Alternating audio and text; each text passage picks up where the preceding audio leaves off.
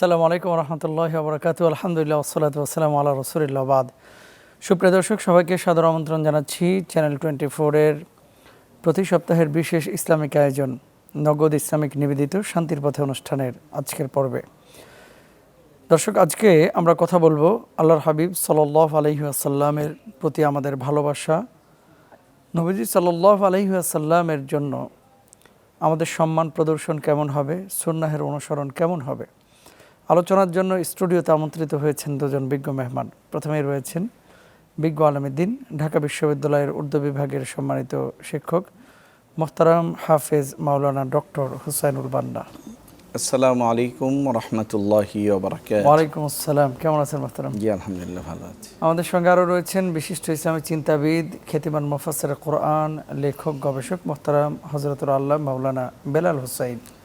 আসসালামু আলাইকুম রাহমাতুল্লাহি ওয়া বারাকাতুহু। ওয়ালাইকুম আসসালাম, আহলান ওয়া সাহলান। আপনাদের দুজনকেই সম্মানিত শেখ, যে গুরুত্বপূর্ণ বিষয়টা নিয়ে কথা বলতে চাচ্ছিলাম, নবীজি সাল্লাল্লাহু আলাইহি ওয়াসাল্লামকে ভালোবাসা, ইমানের কোন স্তরে এই বিষয়টি আছে?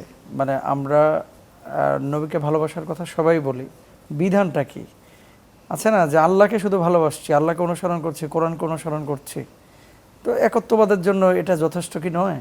আসলে বিষয়গুলো আপনাকে ধন্যবাদ জানাই। প্রথমে নাহমাদুহু ওয়া নুসাল্লি আলা রাসূলিহিল কারীম, আম্মা বাদ। রাসূল পাক সাল্লাল্লাহু আলাইহি ওয়াসাল্লামের জাত এবং সত্তাই হচ্ছে এমন যে রাসূল পাক সাল্লাল্লাহু আলাইহি ওয়াসাল্লামের ভালোবাসা প্রত্যেকটা মুসলমানের জন্য জরুরি বিষয়। এটি ঈমানের সাথে সংশ্লিষ্ট। রাসূল পাক সাল্লাল্লাহু আলাইহি ওয়াসাল্লাম নিজেই বলেন যে লা ইউমিনু আহাদুকুম হাত্তা আকুনা আহাব্বা ইলাইহি মিন ওয়ালিদিহি ওয়া ওয়ালাদিহি ওয়ান নাসি আজমাইন। যে তোমাদের মধ্যে পরিপূর্ণ মুমিনই হতে পারবে না সে, যে আমি যতক্ষণ পর্যন্ত তার মা বাবা, তার সন্তান এবং সমস্ত মানুষের চেয়েও তার কাছে প্রিয় না হব। এখন মহব্বতের যে স্তরটা, সেটার মধ্যে কিন্তু আজমত শামিল থাকে, যার মধ্যে সম্মান শামিল থাকে। এই বিষয়টি অত্যন্ত গুরুত্বপূর্ণ। এই জন্য আমরা দেখি যে আল্লাহ সুবহানাহু ওয়া তাআলা রাসূল পাক সাল্লাল্লাহু আলাইহি ওয়াসাল্লামকে জানিয়ে দিচ্ছেন এই কথা যে কুল ইন কুনতুম তুহিব্বুন আল্লাহ, যারা বলবে যে আল্লাহ সুবহানাহু ওয়া তাআলাকে তারা ভালোবাসে, আল্লাহ সুবহানাহু ওয়া তাআলার ভালোবাসার বহির প্রকাশটাও রাসূল পাক সাল্লাল্লাহু আলাইহি ওয়াসাল্লামের অনুসরণের সাথে সংশ্লিষ্ট। আর রাসূল পাক সাল্লাল্লাহু আলাইহি ওয়াসাল্লামের অনুসরণ এটি ঈমানি বিষয়। আল্লাহ না করুক কারো ভিতরে যদি বিন্দুমাত্র রাসূল পাক সাল্লাল্লাহু আলাইহি ওয়াসাল্লামের অসম্মানজনিত কোনো অবস্থার সৃষ্টি হয়, এটি তার বেহুরমতির কারণেই তার ঈমান যাওয়ার হয়ে যাবে, অবস্থা হয়ে যাবে। আল্লাহ সুবহানাহু ওয়া তাআলা কোরআনে কারীমে বলেন, ইন্না আনজালনা ইলাইকাল কিতাবা বিল হক লিতাহকুমা বাইনান নাসি বিমা আরাকাল্লাহ ওয়া লা তাকুল লিল খাইনিনা খাসিমা। অর্থাৎ রাসূল পাক সাল্লাল্লাহু আলাইহি ওয়াসাল্লামের সিদ্ধান্তগুলিকেই আল্লাহ সুবহানাহু ওয়া তাআলা বলতেছিলেন যে আমি তোমার কাছে এই কিতাব নাজিল করলাম যাতে করে তুমি মানুষের মধ্যে সিদ্ধান্ত দিতে পারো। রাসূল পাক সাল্লাল্লাহু আলাইহি ওয়াসাল্লামের সিদ্ধান্তগুলিও মহব্বতের সাথে মানতে হবে। একটা ঘটনা মনে পড়ে গেল সূরাতুল আহজাবের, যে রাসূল পাক সাল্লাল্লাহু আলাইহি ওয়াসাল্লামের পালক পুত্র ছিলেন, যদিও ইসলামে অ্যাডাপ্ট সন্তান বলে কিছু নাই। এটা আইয়ামে জাহিলিয়াতে বা ইবতেদাই ইসলামের শুরু যুগে এটা ছিল, যে যায়েদ বিন হারিসা রাসূল পাক সাল্লাল্লাহু আলাইহি ওয়াসাল্লামের গোলাম ছিলেন। তাকে অনেকে যায়েদ বিন মুহাম্মদ বলতেন। রাসূল পাক সাল্লাল্লাহু আলাইহি ওয়াসাল্লাম যেহেতু খুব ভালোবাসতেন, এই জন্য আল্লাহ সুবহানাহু ওয়া তাআলা আয়াত নাজিল করলেন যে পালক পুত্র বলে ইসলামে কিছু নাই। এবং এটি প্রমাণ করার জন্য হযরত যায়েদ বিন হারিসা রাদিয়াল্লাহু তাআলা আনহু যখন ওনার স্ত্রীকে ছেড়ে দিলেন, তো এই স্ত্রীকে বিবাহ করার জন্য রাসূল পাক সাল্লাল্লাহু আলাইহি ওয়াসাল্লামকে নির্দেশ দিলেন। তো এই সংশ্লিষ্ট আয়াত বর্ণনা করতে গিয়ে আল্লাহ সুবহানাহু ওয়া তাআলা বললেন যে ওয়া মা কানা লিল মুমিনিন ওয়া লা মুমিনাতিন ইযা কাদাল্লাহু ওয়া রাসূলুহু আমরান আন ইয়াকুনা লাহুমুল খিয়ারাতু মিন আমরিহিম ওয়া মান ইয়াসিল্লাহা ওয়া রাসূলাহু ফাকাদ দাল্লা দালালাম মুবিনা। যে কোনো মুমিনার জন্য এটা জায়েজ নাই যে আল্লাহর রাসূল যখন কোনো ফয়সালা দিলেন এর মধ্যে নিজের সিদ্ধান্ত, নিজের ইখতিয়ারকে এর মধ্যে অন্তর্ভুক্ত করা, এবং রাসূল পাক সাল্লাল্লাহু আলাইহি ওয়াসাল্লামের এই সিদ্ধান্তের বাইরে সামান্য পরিমাণ যাওয়াকে আল্লাহ সুবহানাহু ওয়া তাআলা মাসিয়াত বা গুনার কারণ বলেছেন। অপর দিকে আল্লাহ সুবহানাহু ওয়া তাআলা রাসূল পাক সাল্লাল্লাহু আলাইহি ওয়াসাল্লামকে কী বানিয়েছেন? আমাদের জন্য উসওয়াতুন হাসানা বানিয়েছেন। আমাদের জীবনের প্রত্যেকটা মুহূর্তে রাসূল পাক সাল্লাল্লাহু আলাইহি ওয়াসাল্লাম হচ্ছে আদর্শ স্বরূপ। আল্লাহ সুবহানাহু ওয়া তাআলা নিজে বলতেছেন এই কথা, লাকাদ কানা লাকুম ফি রাসূলিল্লাহি উসওয়াতুন হাসানা। কার জন্য? লিমান কানা ইয়ারজুল্লাহ ওয়াল ইয়াউমাল আখিরা, যে আল্লাহ সুবহানাহু ওয়া তাআলার সাথে সাক্ষাতের আশা করে এবং আখিরাতকে যে ভয় পায়, তার জন্য হচ্ছে রাসূল পাক সাল্লাল্লাহু আলাইহি ওয়াসাল্লাম উত্তম আদর্শ। জি। প্রত্যেকটা জিনিসের সাথেই সংশ্লিষ্ট হচ্ছে রাসূল পাক সাল্লাল্লাহু আলাইহি ওয়াসাল্লামের মহব্বত। ধন্যবাদ। জি মোহতারাম, আবার আপনার কাছে ফিরবো, বাকি কথাটা শুনবো ইনশাল্লাহ। মোহতারাম মাওলানা বেলাল হোসেন, আপনার কাছে যে বিষয়টি জানতে চাচ্ছি, আল্লাহর হাবিব সাল্লাল্লাহু আলাইহি ওয়াসাল্লামের সব বিষয় আমাদের ভালো লাগে। কিছু কিছু মানুষ নবীজির দৈনন্দিন জীবন বা বাস্তবিক জীবনের কিছু বিষয় নিয়ে ইশকাল বা অভিযোগ ছুড়ে দেয় এবং মানুষের ভিতরে একটা কনফিউশন তৈরি করে, মানুষের ভিতরে একটা সংশয়, সন্দিহান, এরকম একটা বিষয় ঢুকে দেওয়ার চেষ্টা করে আর কি, যে এই কাজটা তো উনি না করলেও পারতেন, এইভাবে তো উনি না গেলেও পারতেন, নাউজুবিল্লাহ। তো আমরা তো জানি পিয়ারা হাবিব সাল্লাল্লাহু আলাইহি ওয়াসাল্লামের সমস্ত বিষয়গুলো আল্লাহর পক্ষ থেকে আদিষ্ট ছিল, তিনি নিজ থেকে বানিয়ে কোনো জিনিস করেন নাই। তো সেক্ষেত্রে কেউ ইশকাল বা অভিযোগ করলে তার ইমানের মধ্যে ঝামেলা থাকবে কিনা বা ইমান চলে যাবে কিনা? আলহামদুলিল্লাহ ওয়াসসালাতু ওয়াসসালামু আলা রাসূলিল্লাহ ওয়া বা'দ। 1 মিনিটে নগদ ইসলামিক অ্যাকাউন্ট খুলতে ডায়াল করুন *167#। মহান রব্বুল আলামিন দরবারে অসংখ্য শুকরিয়া আদায় করছি, যিনি আমাদেরকে আজকের এই মুহূর্তে পৃথিবীর শ্রেষ্ঠ মানুষ সৈয়দুল কাউনাইন আশরাফুল আম্বিয়া ও রসুল এমন একজন মহান ব্যক্তি সম্পর্কে আমরা কথা বল আলোচনা করছি, যেই ব্যক্তি সম্পর্কে আল্লাহ নিজে কোরআনে আলোচনা করেছেন। সুবহানাল্লাহ। আমরা সিরাত আলোচনা করি, মানুষের জীবনী আলোচনা করি, আর আল্লাহ কোরআনুল কারীমের ভিতরে আল্লাহ পাক বলছেন যে আমি নিজে রাসূলের সিরাত আলোচনা করি। আল্লাহ পাক আলোচনা করতে গিয়ে বলেছেন যে ওয়া ইন্নাকা লাআলা খুলুকিন আযীম, জি, আপনি একেবারে চরিত্রের চূড়ান্ত শিখরে রয়েছেন, মানে তার উপরে কেউ নাই। আমি রাসূল সাল্লাল্লাহু আলাইহি সাল্লামের এই বিষয়গুলি নিয়ে যখন চিন্তা করি তখন দেখি যে ধরুন 1000 বছর আগে যারা ছিলেন তাদের কাছেও রাসূল সবার উপরে ছিলেন। 1000 বছর 1400 বছর হয়ে গেল, এখনও তিনি আছেন এবং আরও 2000-5000 বছর পৃথিবী থাকে, তারপরেও রাসূল তার ঠিক ওই আসনটাই থাকবেন। এই আসন থেকে কেউ সরাইতে সম্পূর্ণ একটা বিষয় 30 সেকেন্ড মোহতারাম আপনাকে কষ্ট দিচ্ছি। মক্কার কাফেররা পর্যন্ত যে বিষয়গুলো নিয়ে কোনো ইশকাল করে না, অভিযোগ করে নাই, ইয়েস, নামধারী কিছু মুসলমান ভাই, কিছু মুসলমান বোন যাদের নাম মুসলমানের থাকে এই দেশের মধ্যে, থাকে মুসলিম কমিউনিটিতে, অথচ সে সমস্ত বিষয়গুলো নিয়েও কথা বলেন। এটা দুইটা কারণ হতে পারে। একটা হলো ইগনোরেন্স, তাদের মূর্খতা, না জানা, রাসূল সাল্লাল্লাহু আলাইহি সাল্লাম সম্পর্কে তাদের জানা নাই, তার মর্যাদা, তার জ্ঞান গরিমা সব তাদের জানা নাই, এটা একটা হতে পারে। এইটাই সবচেয়ে বড় কথা। কেউ যদি জানে বুঝে তাহলে কথা বলার কথা না। আর কিছু আছে বাই পেইড, যে এরা কোনো সংস্থা বা কোনো জায়গা থেকে পেইড হয়ে কথা বলে, এরকম যারা বলেন তাদের তো এক নম্বরে যদি তারা মুসলিমের আদমশুমারিতে তাদের নাম থেকে থাকে তাদের নামটা কেটে দেওয়া উচিত। কারণ শেখ বলেছেন যে যেমন আমরা এই ইমানের সাথে সম্পৃক্ততার দলিলটা কি, লাইসাল বিররু আন তুওয়াল্লু উজুহাকুম কিবালাল মাশরিক ওয়াল মাগরিব ওয়ালাকিন্নাল বিররা মান আমানা বিল্লাহি ওয়াল ইয়াউমিল আখির ওয়াল মালাইকাতি ওয়াল কিতাবি ওয়ান নাবিয়্যিন। জি, নবীদের উপরে, রসুলদের উপরে ঈমান রাখা, এটা তো ঈমানের সাথে সম্পৃক্ত। যে এইটা বাদ পড়লে, যেমন অঙ্কে একটা ভুল হলে তাহলে কিন্তু আর কি নাই, এই অঙ্কটা হবে না। ধরেন 16 ছিল জবাবটা, উনি 15 হয়েছে, আপনি বলেন তাহলে এই অঙ্কে সে কোনো নম্বর পাবে? কাছাকাছি চলে গেছে, একটা নম্বর হয় নাই।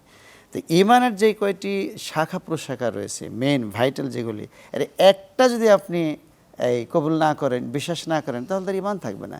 যে ব্যক্তি রাসূল সাল্লাল্লাহু আলাইহি সাল্লামের জীবন ও কর্ম সম্পর্কে সামান্যতম সন্দেহ পোষণ করবে, সাথে সাথে সে বেঈমান হয়ে যাবে, তার কোনো ঈমান থাকবে না। এবং এই বিষয়ে আরও আছে, পবিত্র কোরআন কারীম সূরা বাকারায় আল্লাহ পাক বলছেন ওমাই ইয়ারতাদ্দা মিনকুম আন দীনিহি, যে দিন থেকে সরে যাবে। রাসূলের প্রতি কনফিউশন হওয়া, সন্দেহ পোষণ করা, তার কোনো বিষয়কে অস্বীকার করা, অপছন্দ করা, এগুলো সবই হলো কুফরি। আমি মানে ইসলাম থেকে চলে যাওয়া। সে ইসলামে যদি থাকতো সে এই কথা বলার কোনো দিন চিন্তাও করতে পারতো না, তাহলে সে মুরতাদ হয়ে যায়, যে রাসূল কোনো বিষয়ে কনফিউশন করবে। তাই সূরা বাকারায় বলছে যে আমি ইয়ারতাদ্দা মিনকুম আন দীনি ফায়ামুতু ওয়া কাফির, যদি সে রাসূলের কোনো বিষয়ে সংশয় করে তাহলে তো ঈমান তো নাই। এই অবস্থায় সে মৃত্যুবরণ করে তাহলে সে কাফের হিসেবে মৃত্যুবরণ করবে। এবং ইসলামিক গভর্নমেন্টের জন্য যেটা উচিত ছিল, যদি ইসলামিক গভর্নমেন্ট থাকতো তাহলে রাসূল সাল্লাল্লাহু আলাইহি সাল্লামের কোনো কর্মের বিষয়ে বা কোনো বিষয়ে ওনার জীবন ও কর্মের বিষয়ে যদি কেউ সন্দেহ বা কোনো কথা যদি নাক গলান তাহলে সে মোরতাদ হয়ে যাবে এবং তার সর্বোচ্চ শাস্তি সে পাবে। এটা ইসলামের বিধান, সর্বোচ্চ শাস্তি। কিন্তু ইসলামিক ওই আইনগুলি না থাকার কারণে এই সমস্ত নাস্তিকরা এই কথাবার্তাগুলি বলতেছেন। এগুলো তো সোশ্যাল মাধ্যমে বলাটা গুরুতর অপরাধ জি, জি, এবং জি। রাষ্ট্রীয় আইন অনুযায়ী তো অপরাধ। এবং আরেকটা জিনিস হচ্ছে বিলাসফেমি আইন কিন্তু সারা বিশ্বে রয়েছে, যে আপনি ধর্মীয় অনুভূতিতে আঘাত দিতে পারবেন। আমাদের দেশেও আছে। এই যে ধর্মীয় অনুভূতিতে আঘাত পেয়ে ফাঁসি পর্যন্ত হয়ে গেছে। তো ধর্মীয় অনুভূতিতে আঘাত দেওয়ার পরে এই সমস্ত লোকজন কিভাবে এখনও ধরাছোঁয়ার বাইরে থাকে। তা আমরা আশা করব যদি একবারে জাতি হঠাৎ করে ক্ষেপে ওঠে তাহলে ঝামেলা হয়ে যাবে। এই জন্য এই সমস্ত বিষয় হলে সেন্সিটিভ বিষয়, কিন্তু আপনাকে মানে সাধারণ মানুষকে আচ্ছা, গালি এখানে দেওয়া- আরেকটা বিষয়, অনেকে হয়তো বা বুঝতে পারে যে শুধুমাত্র ইসলামের ব্যাপারে আমরা বলছি, নো, অন্য ধর্মের সব মানুষ- ধর্ম, জি, ইয়েস, জি। সব ধর্মে। যেমন আল্লাহ রাসূল বলেছেন, আল্লাহ পাক বলেছেন ওয়ালা তাসুবুল্লাযীনা দুউরা মিন দুনিল্লাহি ফায়াসুবুল্লাহ আদওয়াম বিগাইরি ইলম। আল্লাহ পাক বলেছেন যে তোমরা অন্য ধর্মের দেবদেবীদেরকে গালি দিও না, তারা অজ্ঞতাবশত তোমার আল্লাহকে গালি দিয়ে ফেলবে।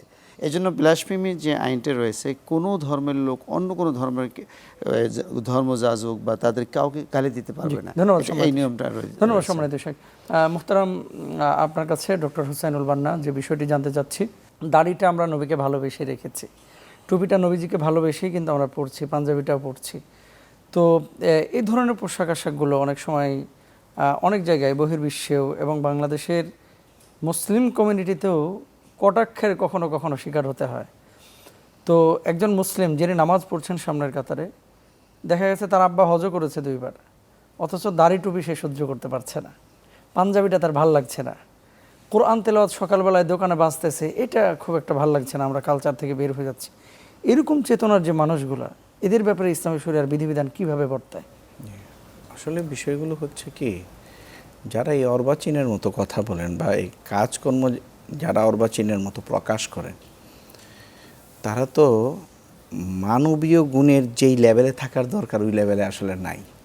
কোরআনে কারিমে যেভাবে বলা হয়েছে যে উলাইকা কাল আনআম বাল হুম আদল, তারা তো এর চেয়েও নিকৃষ্ট, চতুষ্পদ জন্তুর চেয়েও। তো বিষয়গুলি হয় কি, আমাদের দেশে বা বহির্বিশ্বের হয় অনেক সময় আছে বিধর্মীরা ইসলাম সম্পর্কে না জানার কারণে একটা এগ্রেসিভ মুড নিয়ে কথা বলেন। আমাদের দেশে যেটা হয় এটা হচ্ছে যে কিছু অপাঙ্ক্তেয় যারা মনে করেন কিছুদিন হয়েছে শহরে এসেছে অথবা টাকা পয়সা হয়েছে, ও একটি স্মার্টনেস প্রকাশ করতে চায়। স্মার্ট হবে কিভাবে এটা চিন্তা করে, সে চিন্তা করে যে স্মার্ট যারা আছে আমার টিচারদেরকে যাদেরকে দেখেছি তারা তো ধর্মকর্ম মানে বেহায়াপনার দিক থেকে তো এটা একটা প্রতিবন্ধকতা সৃষ্টিকারী। তো প্রতিবন্ধকতা সৃষ্টিকারী যেহেতু ধর্মকর্ম, তাই ধর্মকর্ম তো ওইভাবে মানলে তো আমি নিজে আর স্মার্ট হতে পারছি না।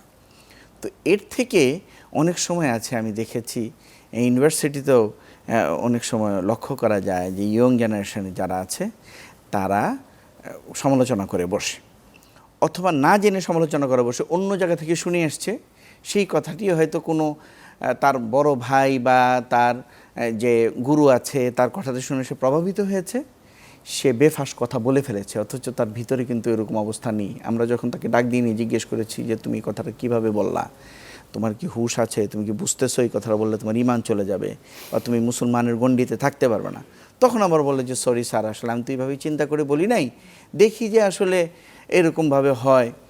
এইটা দ্বিতীয় বিষয়টা হচ্ছে এখানে আমাদের আর একটা বড় যে আমাদের যাতে দাড়ি টুপি আছে তারা রাসূল পাক সাল্লাল্লাহু আলাইহি ওয়াসাল্লামের আজমত, হুরমত এবং অনুসরণকে এবং আদর্শকে যেভাবে লালন করার দরকার সেভাবে আমি লালন করি না। তো দেখা যায় যে সাধারণ মানুষের আমাদের সম্পর্কে অনেক ভালো ধারণা থাকে, যখন কিছু হিপোক্রেট এই সুবিধা নেওয়ার জন্য এই পোশাক পরে আপনার কোনো একটা অপরাধ করে ফেলে, তখন গোটা জাতিটার উপরে মানুষের হতাশা এসে যায়। এইটা হলো মানুষের আস্থার জায়গা থেকে আসে যে আমরা এদেরকে এত ভালো মনে করতাম, এত উচ্চাঙ্গের মনে করতাম, অথচ তার আচরণ এরকম।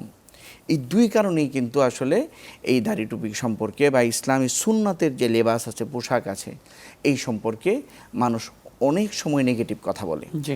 আমাদের উচিত হচ্ছে আমাদের সমাজ ব্যবস্থার মধ্যে আমাদের রুট লেভেল থেকে আমরা যদি এই কাজটি করে যেতে পারি, রাসূল পাক সাল্লাল্লাহু আলাইহি ওয়াসাল্লামের আদর্শ যদি বাস্তবায়ন করতে পারি।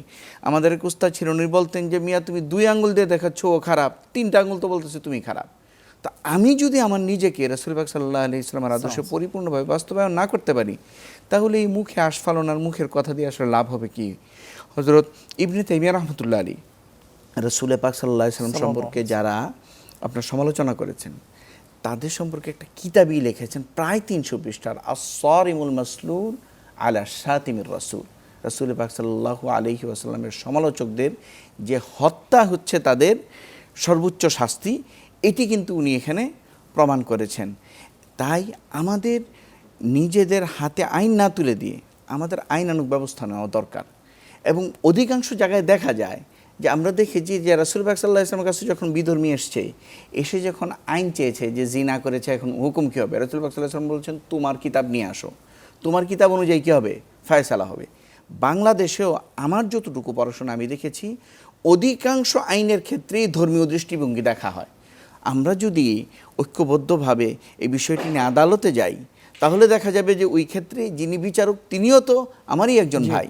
ধর্মীয় দৃষ্টিভঙ্গিকে কিন্তু তখন সামনে আনবেন এবং এদের কারো যদি দৃষ্টান্তমূলক একবার শাস্তি হয়ে যায়, আমরা যদি শাস্তির ব্যবস্থা করতে পারি তাদের, তাহলেই কিন্তু এই ধরনের ওভার স্মার্ট এবং অপাঙ্ক্তেয় যারা আছে সমাজের মধ্যে, যারা কুৎসিত লোক আছে, যারা রাসূল পাক সাল্লাল্লাহু আলাইহি ওয়াসাল্লামের শান, রাসূল পাক সাল্লাল্লাহু আলাইহি ওয়াসাল্লামকে তো বলা হয় খোদার পরে উনিই হচ্ছেন সর্বশ্রেষ্ঠ। আল্লাহ তো খালিক, সৃষ্টিকারী, মাখলুকের মধ্যে সর্বশ্রেষ্ঠ। এই জন্য হযরত শেখ সাদি রহমতুল্লাহ আলী বলেছেন যে বাদাস খুদা বুজুর্গ তুহি ইহি কিসায় মুখতাসার, যে আল্লাহ সুবহানাহু ওয়া তাআলার পরে আল্লাহর মাখলুকের মধ্যে আপনি হচ্ছেন সর্বশ্রেষ্ঠ। এটাই আমাদের কথা মানতে হবে। ধন্যবাদ মোহতারাম, জাযাকাল্লাহ। মোহতারাম মাওলানা বেলাল হোসেন, আপনার কাছে যে বিষয়টি এ পর্যায়ে জানতে চাচ্ছি, তো রাসূলের যে আদর্শ, তার প্রতি যে ভালোবাসা, এই ভালোবাসার বহিঃপ্রকাশটা আমরা কিভাবে ঘটাবো? মুখে কিন্তু আমরা দাবি করতেছি আশেকে রাসূল, নবীর জন্য আমি জীবন দিব, নবীর জন্য আমি আমার বুকের রক্ত ঢেলে দিব, আবার দেখা যাচ্ছে ফজরের নামাজে নাই, এশার নামাজেও নাই। তো ফরজ ছেড়ে শুধুমাত্র নবীকে মৌখিক ভালোবাসা, এটাকে ইসলাম কিভাবে দেখে? এটা আসলে আমাদের বিশেষ করে আমাদের দেশে এই জিনিসটা খুব বেশি প্রকট আকার ধারণ করেছে। সে ফরজগুলিতে নাই। এ ধরেন এই বলতেছে যে আশহাদু আন্না মুহাম্মাদুর রাসূলুল্লাহ, সাথে সাথে এরকম একটা মোহাব্বতেরই শো করতেছে, এই ধরনের অনেক কিছু করতেছে, কিন্তু আসল কাজে নাই। এদেরকে এ ব্যাপারে রাসূল সাল্লাল্লাহু আলাইহি ওয়াসাল্লাম বলেছেন যে লা ইউমিনু আহাদুকুম হাত্তা ইয়াকুনা হাওয়াহু তাবআন লিমা জিতু বিহি, যে সেই ব্যক্তি ঈমানদারি হতে পারবে না যে আমি যা নিয়ে এসেছি এটা যদি সে অনুসরণ না করে। তাহলে মা আতাকুমুর রাসূলু ফাখুযুহু ওয়া মা নাহাকুম আনহু ফান্তাহু। আল্লাহ রাসূল কি নিয়ে আসছেন? কোরআন নিয়ে আসছেন। আল্লাহ রাব্বুল আলামিন রাসূল সাল্লাল্লাহু আলাইহি ওয়াসাল্লামের কাছে এই পৃথিবীর মানুষের জীবন পরিচালনার জন্যে যে একটি বিধিমালা দিয়েছেন, নীতিমালা দিয়েছেন, এই কোরআন দিয়েছেন, এই হিদায়াত দিয়েছেন, এটা তিনি নিয়ে আসছেন, এটাকে ধারণ করতে হবে। এবং এর ভিতরে আবার ক্যাটাগরি আছে, কিছু হচ্ছে ফরজ ক্যাটাগরির অর্ডার, কিছু আছে ওয়াজিব ক্যাটাগরির অর্ডার, কিছু আছে সুন্নাতুল মুআক্কাদা ক্যাটাগরির অর্ডার, কিছু আছে সুন্নাতে জায়দা, নফল, আস্তে আস্তে নিচের দিকে আসছে। তো এই হযরত আলী রাদিয়াল্লাহু তাআলা আনহু একটি কথা বলেছেন, আনজিলিন নাস আলা কদরি মানাজিলিহিম, যে আপনি যে জিনিসটা যেখানে রাখা দরকার আপনি সেখানে রাখেন, অর্থাৎ আদালত ইনসাফ প্রতিষ্ঠিত করেন। সুতরাং ফরজ যে জিনিসগুলি রয়েছে আমরা ফরজকে সবচেয়ে 1 নম্বরে প্রায়োরিটি দিব, এরপরে ওয়াজিবকে প্রায়োরিটি দিব ফরজের পরে, এরপরে সুন্নাত মুআক্কাদাগুলিকে প্রায়োরিটি দিব। এখন হ্যাঁ, এটা একটা ব্যালেন্স করতে হবে। এখন দেখা যায় যে একজন আমরা এত বড় একটা পাঞ্জাবি পরছে, পাঞ্জাবি পরে একেবারে সুদভিত্তিক লেনদেন করতেছে, তার কিছু টাকা পয়সা আছে, বাজারে ওই টাকা পয়সা নিয়ে বসে একেবারে পাগড়ি পরে সুদের লেনদেন করতেছে, পাগড়ি কিন্তু পরা আছে।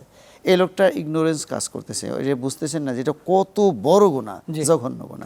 এগুলো আমাদের জানতে হবে। মূল্যবান সময় দেওয়ার জন্য আল্লাহ তাআলা আপনাদেরকে উত্তম প্রতিদান দান করুন।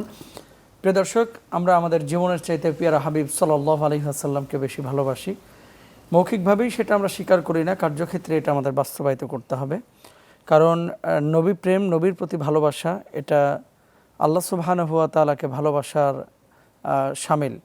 এটা আল্লাহ তাআলা তার কোরআনেই বলে দিয়েছেন যে আমার হাবিবকে যে ভালোবাসলো সে আমাকে ভালোবাসলো। তো আমরা চেষ্টা করবো ইনশাআল্লাহ নবীজির সুন্নাহ কার্যক্ষেত্রে বাস্তবায়িত করতে। আল্লাহ তৌফিক দান করুন। আজকে বিদায় নিচ্ছি। আপনারা দেখছিলেন নগদ ইসলামিক নিবেদিত শান্তির পথে। আল্লাহ হাফেজ। আসসালামু আলাইকুম রহমতুল্লাহ।